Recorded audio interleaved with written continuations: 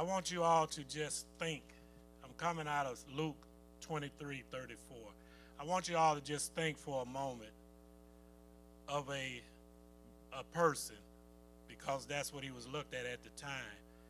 A person that has came down to earth and was humiliated before the Pharisees, was whooped by the Romans, almost beat to death, until his flesh just hung on his body. I want you to picture this person being drugged through one place to another at midnight. I want you to also picture this person being slapped, beard pulled out, spat upon, and beat, and a thorn of crown knocked on his head, not placed, but knocked down on his head by a rod, and the blood trickled down his face. And then he was laid down after carrying his own piece of wood and nailed his hands and feet.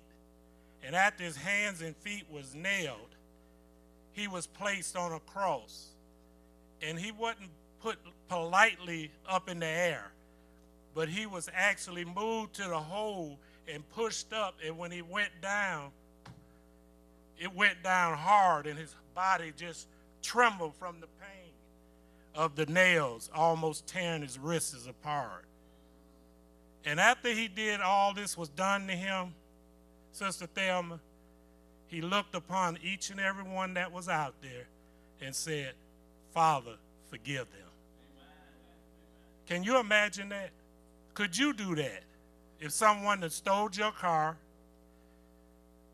then stole your money, then stole your laptop, your phone, and you know they did this, could you go to them and say, Father, forgive them, if you wasn't into what you are now or know what you know? Could you do it? But here he was on a cross, spread out, and he said, Father, forgive them.